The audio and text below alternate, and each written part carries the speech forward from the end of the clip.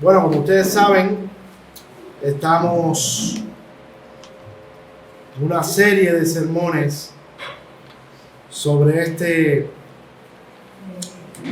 libro de Nehemías, en la serie que se llama Amando a la Ciudad. Vamos por el capítulo 4 de esta serie que nos está sirviendo de ayuda y de guía en nuestro propio trabajo como comunidad cristiana aquí en nuestra localidad. Es increíble ver cómo un libro de hace tantos años, en un contexto tan diferente al nuestro, puede sernos de tanta ayuda, tan clarificador para nosotros en un día como hoy. Y cuando miraba este texto que corresponde a la mañana de hoy, pensaba que desde los tiempos de Nehemías, los tiempos bíblicos, hasta ahora, muy poco han cambiado las cosas. Como alguien decía, la historia no es otra cosa que una variación sobre un mismo tema. Y en lo que respecta al pueblo de Dios, las cosas no han cambiado mucho desde el principio. Porque si algo debemos tener claro como cristianos, como creyentes en Jesucristo, es que la vida del cristiano no es una vida color de rosa. La mayoría de las religiones que conocemos buscan el fin de los problemas a través de la religión, ¿verdad? De hecho, sabemos que personas entran en religión para tratar de solucionar sus problemas. Si tienes problemas, ven, haz esto, esto y esto, y el problema se acabará, ¿no? O por lo menos eso es lo que se supone, o eso es lo que promulgan algunas religiones, yo diría la mayoría de ellas. Pero el cristianismo no es así. Para el cristianismo la cosa es a la inversa. Y digo esto también para los que son de aquí y para las nuevas personas que están aquí, para hacerle como un tráiler de lo que es esto. En el cristianismo Dios prefiere hablar claro desde el principio, y Jesús lo demostró en su ministerio. Y el cristianismo lo que dice es que a partir de que tú seas cristiano es cuando van a comenzar tus problemas. Si tú pensabas que tenías problemas antes, cuando seas cristiano no es que vas a tener menos problemas, sino que vas a tener más. Porque el cristianismo y el pueblo de Dios siempre ha estado bajo tensión y bajo persecución desde Abel y Caín. Como cantaba Barón Rojo, ¿ya? Desde aquel inicio de los tiempos ha habido presión sobre los creyentes, ha habido peligro, ha habido tensión, ha habido problemas. Así que cualquiera que se acerca a la fe cristiana debe saber esto, que aquellos que siguen a Cristo tendrán problemas. La diferencia a otras religiones es que los que Dios propone en el cristianismo no es que Él te va a quitar los problemas, sino que Él, el Dios que, como vimos en la clase, creó el universo de la nada, estará contigo todos los días de tu vida hasta el fin del mundo. Dios no te va a quitar los problemas, Él se va a meter contigo en tu problema. Él va a estar a tu lado hasta el fin de los tiempos. El Dios que hizo todas las cosas con su palabra, como vimos hoy, de la nada. Ese es el Dios de los cristianos, y eso es lo que Él propone para sus hijos. Como dijo David en su muy conocido Salmo 23, el Señor es mi pastor, nada me faltará.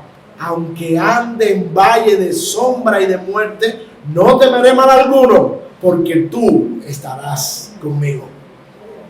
Así que para todos los que son cristianos aquí, o para los que están acercándose a la fe cristiana, esta es la propuesta que el Dios de los cristianos trae para los suyos.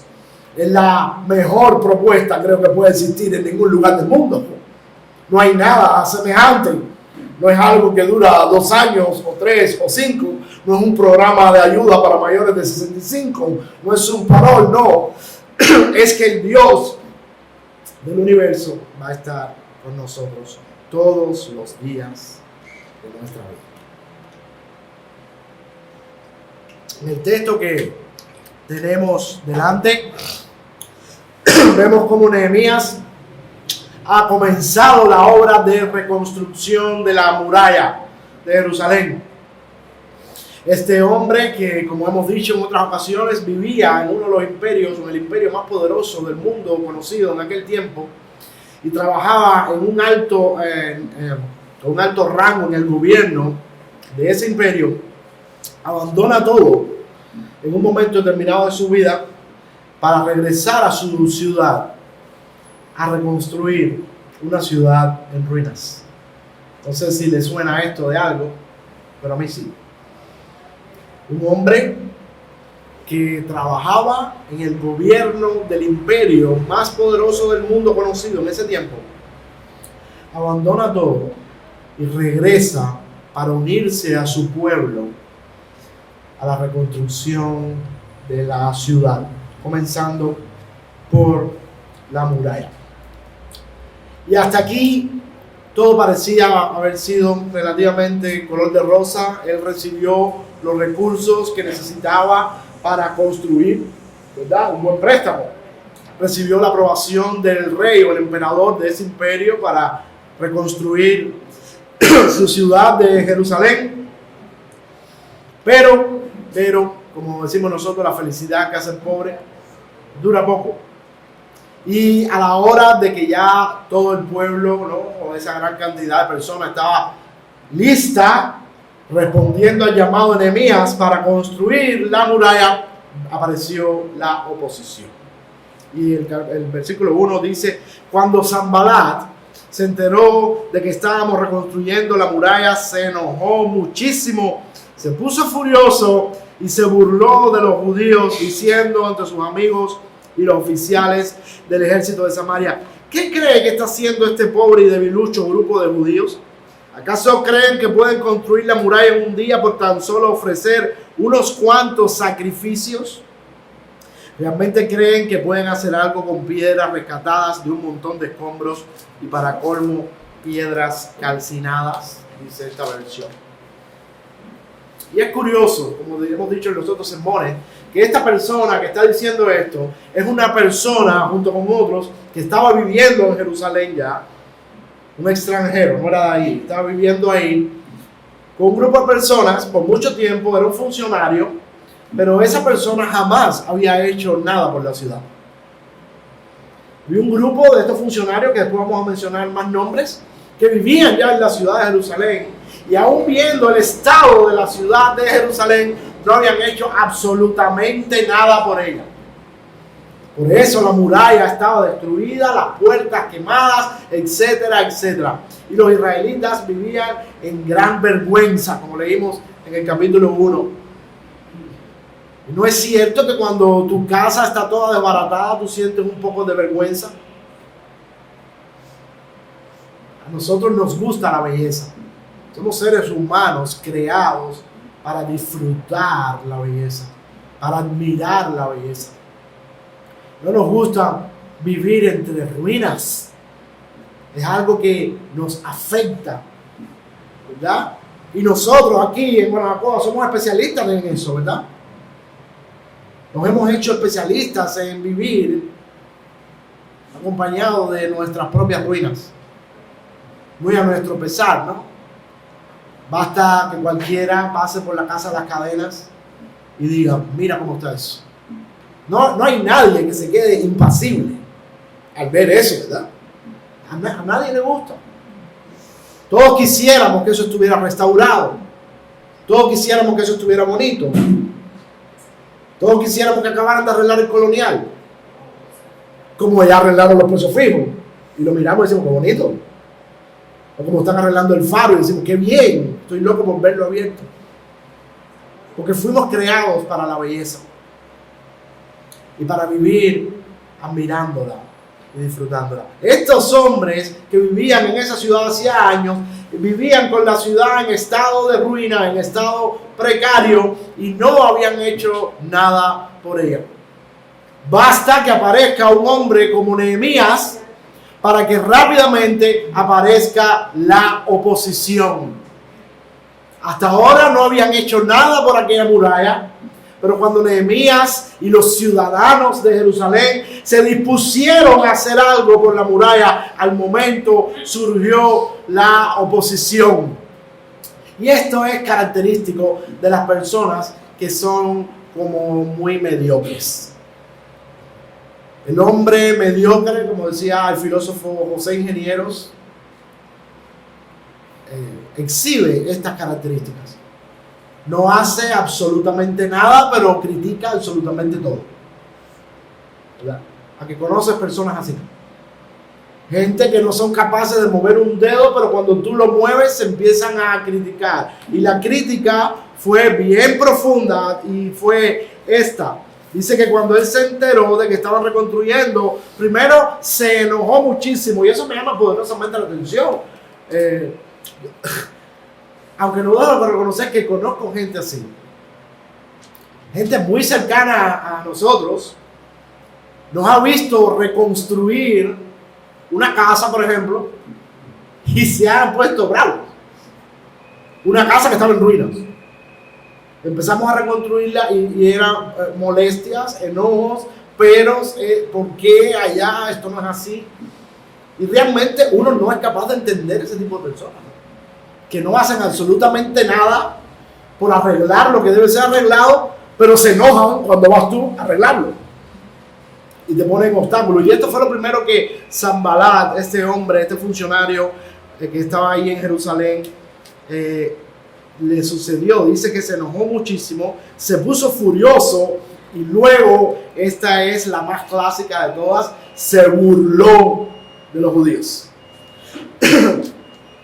Y como decía Leo en la clase, ¿no?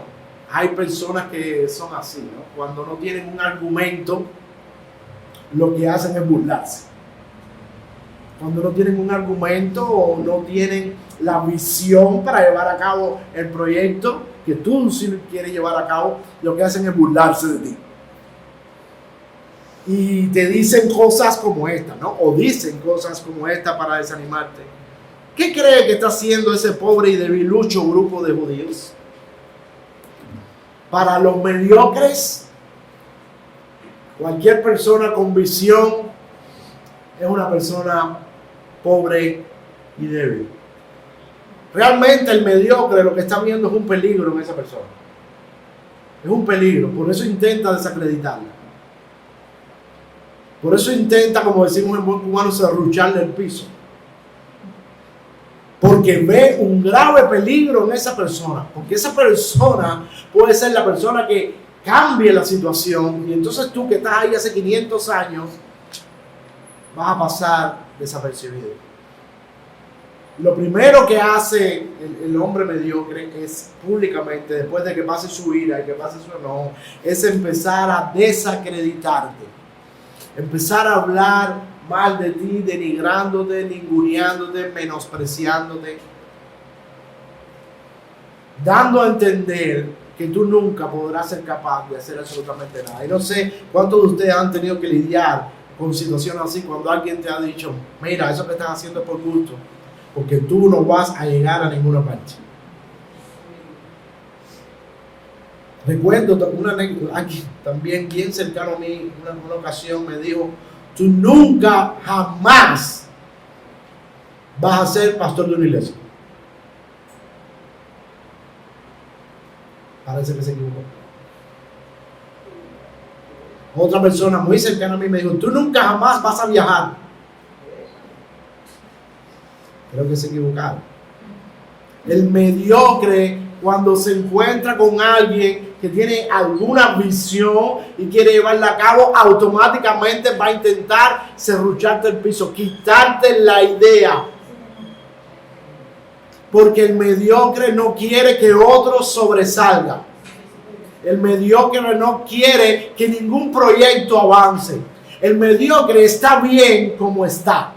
Es como una rata que no puede vivir en la limpieza, tiene que vivir en las fosas. ¿Tú te imaginas una rata viviendo en un lugar limpiecito, blanquito, pintadito con perfume? No puede.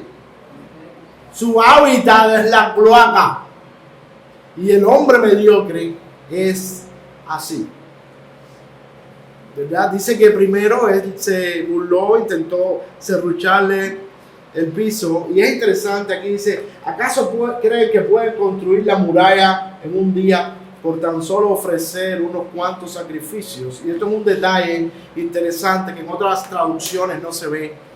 Pero los judíos, Nehemías, antes de comenzar esto, dice que ellos, está infiriendo el texto, que ellos ofrecieron sacrificios a Dios. Ellos tenían su fe puesta en el Dios de los cielos, en aquel que creó el mundo de la nada. Y ellos estaban afianzados en que Dios les ayudaría y que Dios era el que iba a echar adelante esa obra. Y los sacrificios que ofrecieron fue para eso mismo, para pedir la bendición de Dios, buscar el favor de Dios para construir. Los enemigos sabían eso. Y ellos creen que porque hicieron unos sacrificios, porque pusieron su fe en Cristo, ya por eso van a construir una muralla. Con solo eso. Y este también es un error, ¿no? Digamos, el segundo error que el hombre mediocre comete, ¿no? Para ellos, nuestra fe no significa absolutamente nada. Un grupo de personas que dice que tiene su confianza puesta en un hombre que murió en una cruz.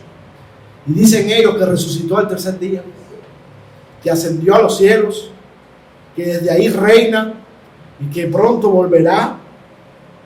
Y eso, ya con eso es suficiente. Ellos piensan que por tener esa fe y por creer lo que dice este libro, ya con eso ellos van a echar para adelante. ¡Ay, qué ilusos son esa gente de la comunidad cristiana de la villa!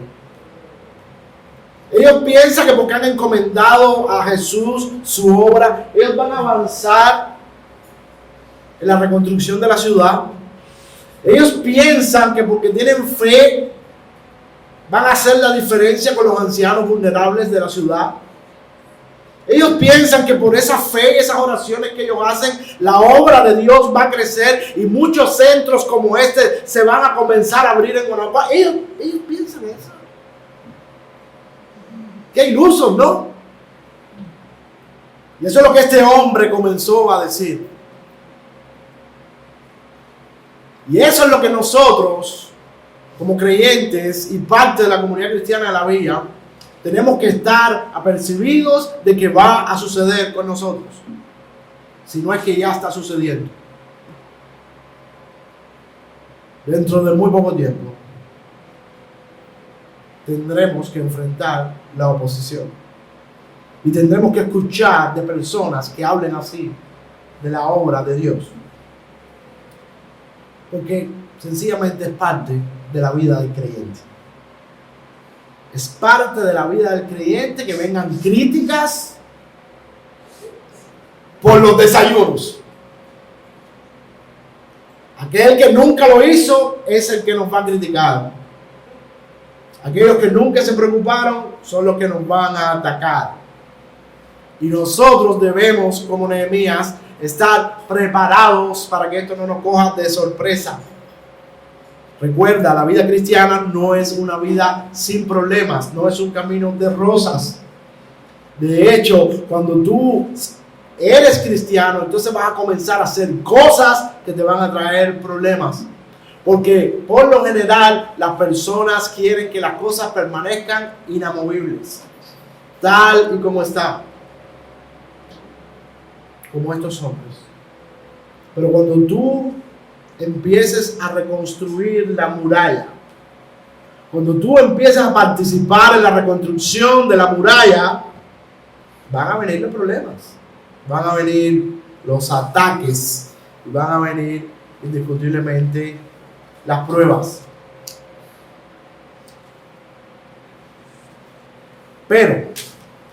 Pero, Nehemías tenía su confianza puesta en ese Dios todopoderoso que, como vimos, creó el mundo de la nada. Hubo otro hombre, Tobías el amonita, que dijo: esa muralla se vendría abajo si tan siquiera un zorro caminara sobre ella. No había crédito positivo para el pueblo de Dios. Todas las voces estaban en su contra. Todos aquellos indolentes que no habían hasta ese entonces movido un dedo para el bienestar de la ciudad, en esa hora se molestaron grandemente y empezaron a desacreditar la obra, a tratar de desalentar al pueblo de Dios. Evidentemente eso llegaba al oído del pueblo de Dios. ¿Ustedes piensan que van a poder hacer algo? ¿Quiénes son ustedes? 4 gatos aquí. ¿Qué van a hacer ustedes? Ahora, Nehemías nos muestra aquella confianza que el creyente debe tener en todo momento en aquel Dios que creó los cielos y la tierra y lo sustenta con el poder de su palabra. Y él hizo una oración. Dice: entonces oré, dice Nehemías, y esta fue la oración: escúchanos, Dios nuestro, porque se burlan de nosotros. Que sus burlas recaigan sobre sus propias cabezas y que ellos mismos sean llevados cautivos a una tierra extraña. No pases por alto su culpa, no borres sus pecados, porque han provocado tu enojo delante de los que construyen la muralla. Y esta oración para algunos puede parecer: uy, mira lo que estaba diciendo. Cuando dice: lleva a los cautivos a una tierra extraña. Y es necesario recordar que Nehemías y este grupo de personas habían sido llevados cautivos a una tierra extraña. Y ahora, muchos años después, estaban de regreso a su tierra, repatriados. Se repatriaron. En la tercera hora de la repatriación, primero fue Zorobabel, después Esdras con su grupo, y ahora Nehemías. Y los que estaban viviendo ahí eran personas de otro lugar. Y estas personas no valoraron lo que para estos significaba volver a su tierra. Estas personas no tienen ningún amor por Jerusalén. Estas personas no tienen ningún amor por la ciudad. Estas personas no tienen ningún interés en esa ciudad. Y cuando los habitantes originales de esa ciudad regresaron a ella, estas personas no lo soportaron. Por eso Nehemías ora y le dice: llévalos cautivos para que ellos sientan lo que estamos sintiendo nosotros. Para que ellos experimenten lo que estamos experimentando nosotros mismos. Nehemías puso toda su confianza en ese Dios creador de los cielos y la tierra y no dio un paso atrás en ese sentido. Y tú dirás: y bueno, ¿y todo esto cómo llega a nosotros hoy? ¿Cómo se aplica a nosotros hoy? Bueno, del mismo modo, como hemos venido diciendo, nosotros tendremos que enfrentar con obstáculos en nuestra vida cristiana. ¿Y sabes cuál es el primer obstáculo que vas a enfrentar en tu vida cristiana? El primer obstáculo se llama tú mismo. Tú mismo. Aquel domingo por la mañana, cuando tú sabes que debes levantarte para venir a la iglesia, a congregarte para recibir alimento espiritual y para tener comunión con tus hermanos, y tú hay algo en tu interior que dice: descansa hoy. Otro día será. Nosotros somos nuestros peores enemigos. Y hay que ser consciente de eso. ¿Por qué ahora yo no puedo ir a la iglesia. Y es curioso, pasa solo con la iglesia. Si ese mismo domingo te dicen, vámonos para Varadero, tú recoges y lo vas. Pero para la iglesia, porque la iglesia para muchos desgraciadamente se convierte en la última prioridad, la última carta de la baraja. Y la iglesia voy cuando ya no tengo más nada que hacer. Pero no debería ser así. Porque tenemos los otros 6 días de la semana para nosotros. La iglesia es un día a la semana, 2 horas.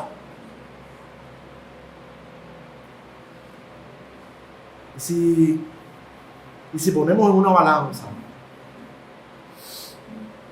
lo que Cristo nos dio a nosotros, ¿qué es 2 horas a la semana? Mi amigo, mi amiga, Cristo se dio completamente a sí mismo por ti. Cristo sufrió la muerte más horrenda que existe por ti y por mí, y no se arrepintió de hacerlo. Como decía un antiguo himno, por ti, inmolado fui, que has dado tú por mí. Y no somos muy dados a hablar de estos temas en esta iglesia, pero lo llevan, tocan. Porque ser cristiano tiene un precio muy alto. ¿Sabes cuál? Niégate a ti mismo. Toma tu cruz y sigue a Cristo. La salvación es gratuita. Lo hemos repetido aquí hasta la saciedad y lo seguiremos diciendo. La salvación es gratis. Es solo por la fe en nuestro Señor Jesucristo. Pero ser cristiano tiene un precio. Porque implica dejar de ser tú, tu jefe, tu dueño, tu Señor, para que Cristo sea tu Señor. Amén. Tu jefe y tu dueño. En la Biblia hay 2 categorías de personas, solo 2. Los que son esclavos del diablo y los que son esclavos de Cristo. La diferencia es que Cristo es un mejor amo. Mucho mejor amo. Mucho mejor amo. Pero o somos, dice Pablo, esclavos del pecado, o somos esclavos de Cristo. No somos libres. Fuimos creados para adorar. Y como dice Tim Keller, o adoramos a Dios o adoramos a cualquier otra cosa. Porque fuimos creados para adorar algo. Y cuando no estás adorando a Dios, estás adorando a otra cosa, lo más probable a ti mismo. Conversaba con alguien también muy cercano a mí hace un tiempo que me decía que no tenía ninguna religión, no creía en nada. En nada. Le dije, sí tienes una religión. ¿Cómo? Tienes una religión que tiene una iglesia, tiene un obispo y tiene un miembro. ¿Y cuál es esa religión? Le dije, la religión se llama tú misma. ¿Y cuál es la iglesia? Y le dije, tu casa. ¿Y cuál es el obispo? Le dije, tú. ¿Y cuál es el miembro? Tú mismo. Porque fuimos creados para adorar. Y adoras a Dios o te adoras a ti. Pero algo adoras. Por eso ser cristiano tiene un precio. Jesús dijo, si alguno quiere venir en pos de mí, niéguese a sí mismo, tome su cruz y sígame.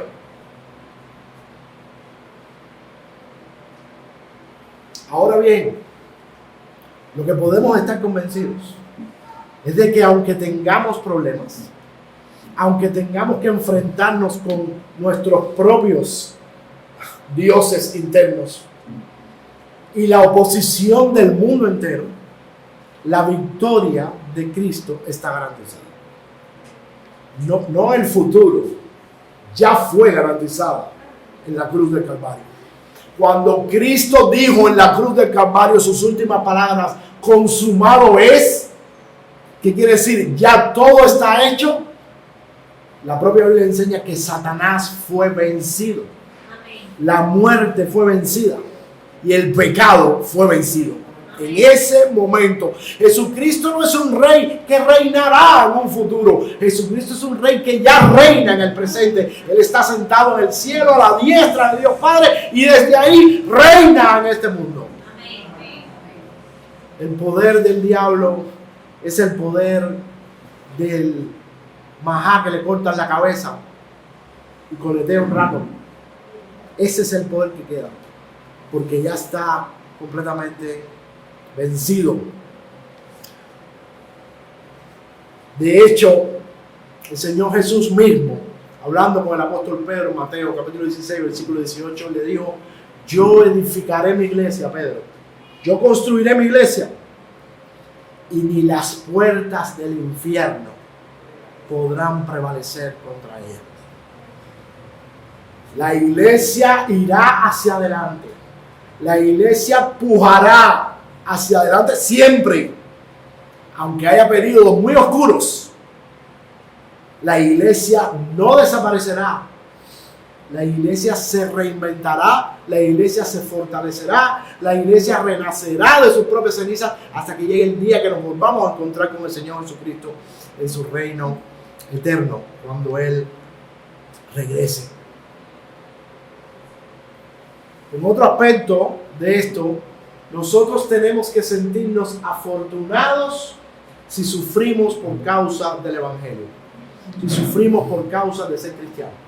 Mira lo que dice ahí, Mateo capítulo 5, versículos del 10 al 12. Lo voy a leer en esta versión que me gusta mucho.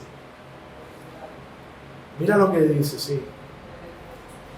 Dice: felices ustedes cuando los insulten y los persigan, y cuando digan falsamente de ustedes toda clase de infamia por ser mis discípulos. Alégrense y estén contentos, porque en el cielo tienen una gran recompensa, porque así también fueron perseguidos los profetas que vivieron antes de ustedes. Hay muchos cristianos que viven escondidos, amedrentados, tristes ante la realidad del sufrimiento. Por eso viven una vida cristiana de puerta a la iglesia para adentro, para tratar de tener el menor sufrimiento posible. Pero la Biblia dice que tú debes estar feliz, y yo debo estar feliz, si nosotros sufrimos algo por ser cristiano. Y ahí van a venir las burlitas, y ahí van a venir los nombreticos. Los que fueron cristianos, los más jóvenes saben de lo que estamos hablando. Ahí va a venir el desprecio de los amigos. Ahí va a venir el rechazo de muchos. Ahí va a venir el: pero tú, cristiano, tú. Pero si tú has sido tremendo, o tú has sido tremenda, o tú cristiano, pero si tú eres ateo, ¿cómo que cristiano ahora? O todavía, oye, ten cuidado. Felices ustedes cuando alguien les haga pasar mal por ser cristiano. El doctor González Peña, que fue un grande entre los bautistas del siglo pasado, dice que a principio de la revolución alguien, él denominó un personaje, se le acercó y le dijo: González, no te preocupes que dentro de un par de años aquí no va a quedar iglesia. González decía esto al final de su vida, ya en los 90.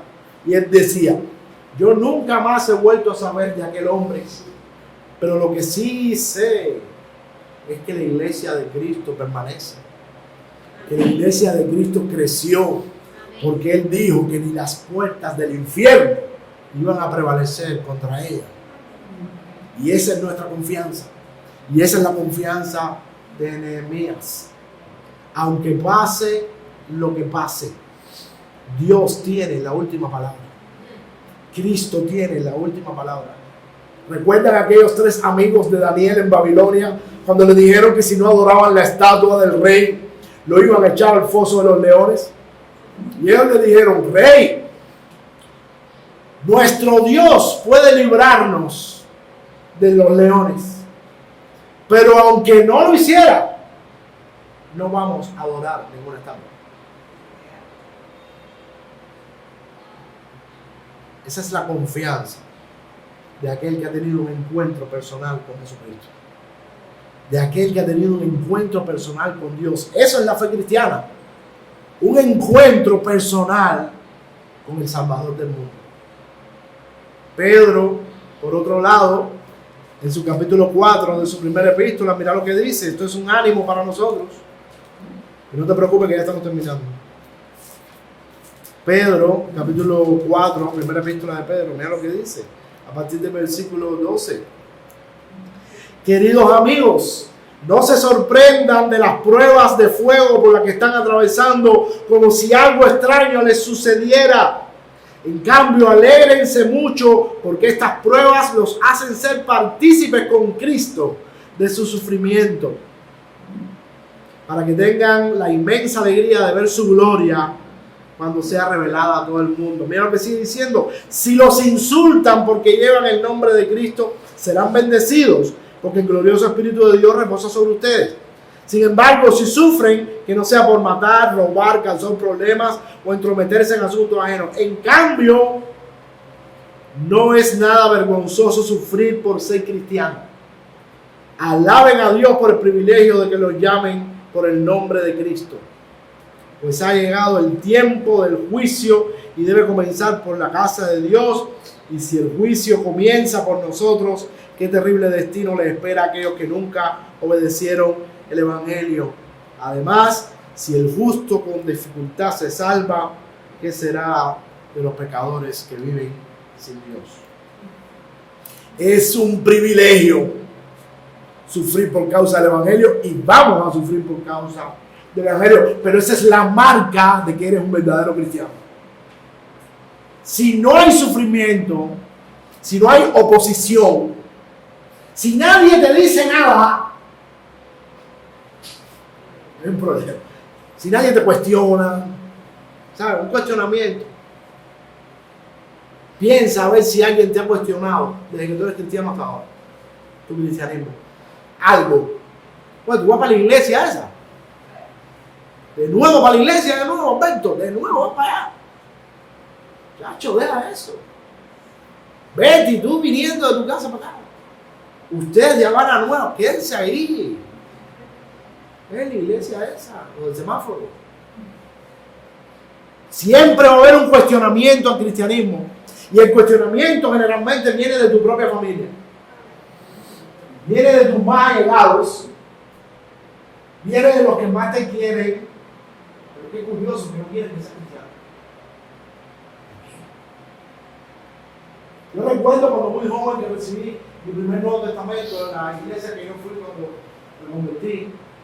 Y llegué a mi casa de mi familia, con mi Nuevo Testamento, muy contento, y empecé a enseñarles a todos el Nuevo Testamento. Y ¿saben lo que me dijeron? Hay otros libros más recientes. Tienes que andar con un libro también. Milagro. Eso, ¿no? Y eso para mí fue un impacto porque, ¿qué llamaba? Si yo fuera con la Ilíada de Homero o Hamlet de Shakespeare, no había ningún problema. El problema es con Dios. Porque hay una batalla entre el reino de la luz y el reino de las tinieblas. Hay una batalla que se está librando y que nos va a acompañar toda nuestra vida. ¿Ok?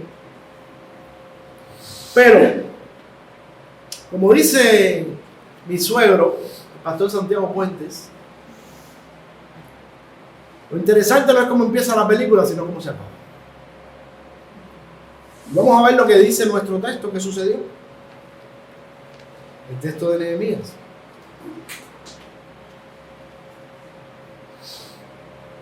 Vamos a ver cómo dice que se sucedieron los eventos. Dice en versículo 6 que después de orar se completó la muralla alrededor de toda la ciudad hasta la mitad de su altura, porque el pueblo había trabajado con entusiasmo. A pesar de la oposición, a pesar de las críticas, a pesar de la burla, ¿verdad? a pesar del intento de desacreditar al pueblo de Dios que estaba trabajando, Nehemías puso su fe en Dios. Eso se ve claramente cuando él hace esa oración de confianza. Y el pueblo construyó. Y se edificó la muralla hasta la mitad. ¿Por qué? Hay un detalle ahí. Dice, porque todo el pueblo había trabajado con entusiasmo. Como yo dije cuando pusimos el video, esta obra requiere de las manos de todo el pueblo. Una sola persona, Nehemías solo, no podía reconstruir la muralla. Hubiera sido imposible para Nehemías. Por eso él convocó a todo el pueblo de Jerusalén para trabajar en la muralla. La obra de Dios requiere de las manos y de los pies de todos los hijos de Dios. La obra de la reconstrucción de la ciudad requiere de las manos y de los pies y de los recursos y de la energía y de las ideas de los hijos de Dios en Guanabacoa y de los que no lo son también.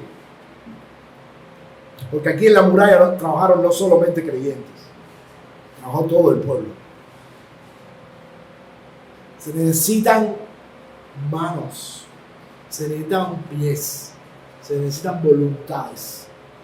Y este es el llamado antiguo, que también es el llamado nuevo que Cristo nos hace a nosotros.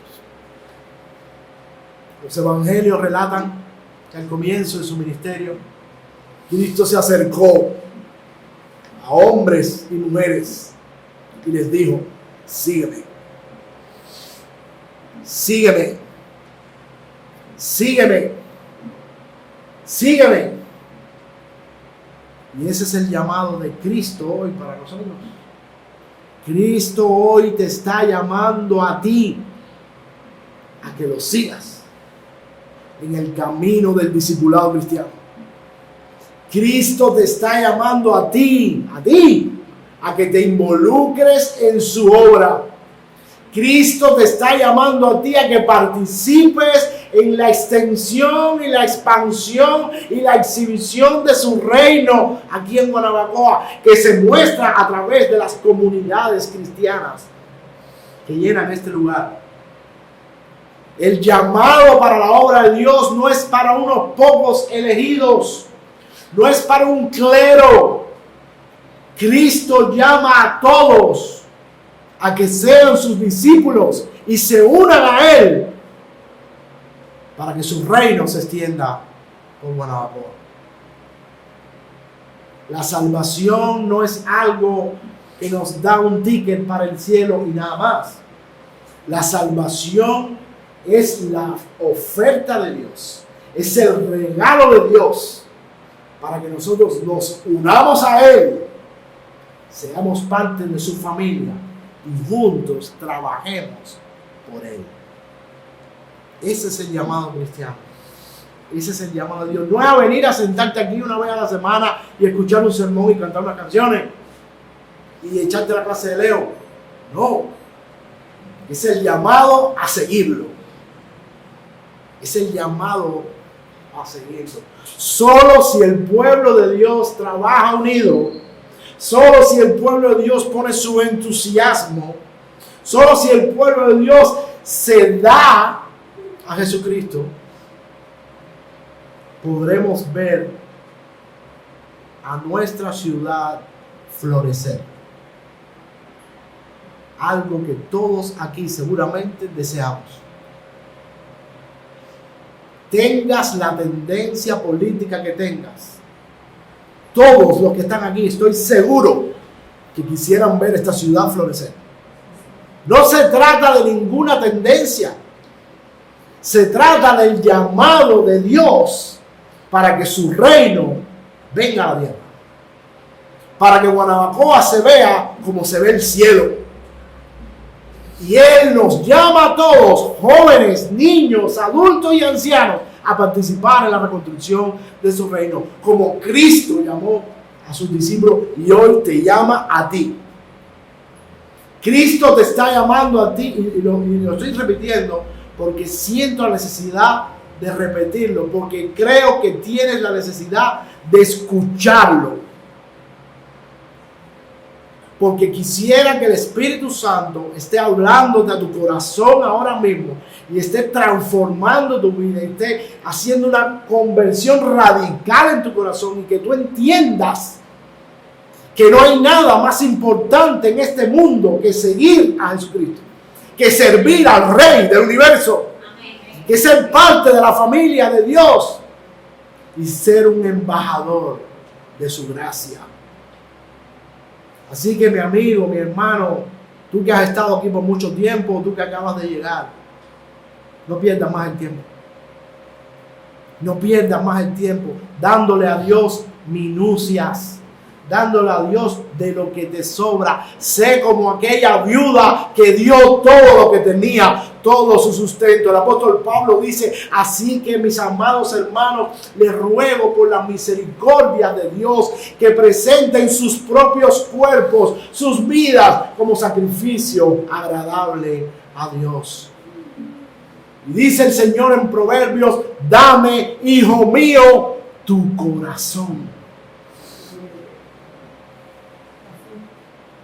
El llamado cristiano no es a medias, es completo. Cristo quiere de nosotros todo o nada. Él no es un Dios al que podamos darle migajas como se le dan a los pájaros. Él es un Dios que quiere todo nuestro ser para su gloria. Como todos saben, la ciudad de Jerusalén nunca llegó a ser lo que debía ser. Las murallas se reconstruyeron, el templo también, como veremos más adelante, pero ni tan siquiera la gloria de ese templo, ¿verdad?, fue igual a la gloria del primer templo. Tanto es así que los más ancianos lloraban al ver el segundo templo, porque, como diría un antiguo amigo de nosotros, tenía, pero le faltaba. Y al día de hoy ya vemos que es Jerusalén. Un montón de ruinas, nuevamente. Un pedazo de muro que no se sabe lo que es, y una nostalgia eterna de algunos por la reconstrucción de aquella ciudad. De igual modo, la iglesia cristiana no se libra de ello. Aquellas 7 iglesias de Apocalipsis a las cuales el Señor dirigió sus cartas, hoy no existen. Y más todavía ahora vemos en nuestra propia comunidad iglesias que en su momento fueron muy relevantes, que hoy ya no lo son y están a punto de cerrar sus puertas porque ya han muerto. Y esto nos habla de una realidad también futura, que, como decía Santiago Puentes, lo mejor está por venir. Y la Biblia nos muestra un tráiler muy pequeño, pero convincente, de lo que será el final de la historia. El final de esta reconstrucción que tantos hombres a lo largo de la historia han comenzado por el reino de Dios, pero que a la larga no se ha acabado o se ha vuelto a destruir. Y tal parece, ¿no?, que para qué hacer algo si al final no vale la pena. Pero mira cómo Dios pinta el final de esa gran ciudad, la cual todos anhelamos y todos deseamos. Mira el final de la película que Dios tiene preparado para nosotros. Y por eso nos llama hoy a empezar a participar de ese final. Mira lo que dice. Entonces vi un cielo nuevo y una tierra nueva, porque el primer cielo y la primera tierra habían desaparecido, y también el mar. Y vi la ciudad santa, la nueva Jerusalén que descendía desde el cielo, desde la presencia de Dios, como una novia hermosamente vestida para su esposo. Oí una fuerte voz que salía del trono y decía: miren, el hogar de Dios ahora está entre su pueblo. Él vivirá con ellos y ellos serán su pueblo. Dios mismo estará con ellos. Él les secará toda lágrima de los ojos. Y no habrá más muerte, ni tristeza, ni dolor, ni llanto. Todas estas cosas ya no existirán más. Y el que estaba sentado en el trono dijo: miren, hago nuevas todas las cosas. Entonces me dijo: escribe esto, porque lo que te digo es verdadero y digno de confianza. También dijo: todo ha terminado, consumado es. Yo soy el alfa y la omega, el principio y el fin. Ese es Cristo. A todo el que tenga sed, yo le daré a beber gratuitamente de los manantiales del agua de la vida. Los que salgan vencedores heredarán todas esas bendiciones, y yo seré su Dios y ellos serán mis hijos. Entonces uno de los 7 ángeles que tenía las 7 copas me dijo: ven conmigo, te mostraré a la novia, la esposa del Cordero, a la iglesia. Así que me llevó en el espíritu una montaña grande y alta y me mostró la ciudad santa, Jerusalén, que descendía del cielo desde la presencia de Dios. Resplandecía la ciudad de la gloria de Dios y brillaba como una piedra preciosa, como un jaspe tan transparente como el cristal. La muralla de la ciudad era alta y ancha y tenía 12 puertas vigiladas por los 12 ángeles, y los nombres de las 12 tribus de Israel estaban escritos en esas puertas. Había 3 puertas a cada lado: al oriente, al sur, al norte y al occidente. La muralla de la ciudad estaba fundada sobre 12 piedras, las cuales llevaban escritos los nombres de los 12 apóstoles del Cordero. Y no vi, este es el final, y no vi ningún templo en la ciudad, porque el templo era el Señor, el Dios Todopoderoso y el Cordero. Ellos son el templo. La ciudad no tiene necesidad de sol ni de luna, porque la gloria de Dios ilumina la ciudad y el Cordero, Cristo, es su luz. Las naciones caminarán a la luz de la ciudad y los reyes del mundo entrarán en ella con toda su gloria. Las puertas nunca se cerrarán al terminar el día, como nosotros que tenemos que estar cerrando todas las puertas porque hay ladrones. No se cerrarán al final del día, porque allí no existe la noche. No existe el mal. La noche es el símbolo del mal, ¿verdad? La noche salen los ladrones. Todas las naciones llevarán su gloria y honor a la ciudad. No se permitirá la entrada de ninguna cosa mala, ni tampoco nadie que practique la idolatría y el engaño. Solo podrán entrar los que tengan su nombre escrito en el libro de la vida del Cordero. De manera, mis amigos, mis hermanos que están aquí, lo que nosotros tenemos aquí es solo una sombra de lo que está por venir. Lo que tú y yo podemos experimentar aquí es solo una sombra de la gloria que vendrá. Y en ese tiempo que los teólogos llaman el ya, pero todavía no, Cristo nos llama a unirnos a ese pueblo. Cristo nos llama a poner nuestra confianza solo en Él, para que en aquel día nosotros podamos ser parte de esa ciudad. Que no es una ciudad que se construye con manos humanas, sino que Dios mismo está preparando para nosotros. Es una ciudad que el arquitecto y el constructor, dice Hebreos, es Dios, y de la cual Cristo nos garantizó que iba a preparar un lugar para nosotros, para que donde Él esté, nosotros también estemos. De manera que la invitación en el día de hoy es a que tú te unas junto a tu iglesia local en el proyecto más grande que jamás podrás emprender, y es ser un miembro de la familia de Dios, es ser un miembro del equipo de Jesús, es ser parte de la revolución de Jesús. que cambia, transforma y trae nueva vida y esperanza y belleza a un mundo tan necesitado de estas cosas.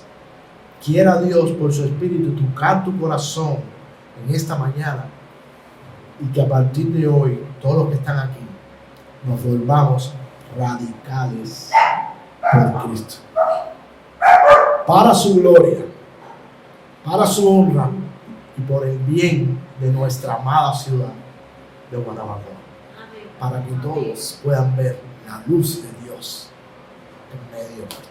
Vamos a orar. Padre, gracias te damos por tus promesas, gracias por tus palabras, gracias por tu aliento y gracias por Jesucristo, que nos llama a seguirlo hasta el fin de los tiempos. Ayúdanos, Padre, a responder a ese llamado. Ayúdanos a serte fieles y ayúdanos como comunidad a hacer de bien para esta ciudad de Guanabacoa, a ser de ejemplo para esta ciudad de Guanabacoa, a dar nuestras vidas por la ciudad, porque eso es lo que hiciste tú por nosotros. En el nombre de Jesús. Amén.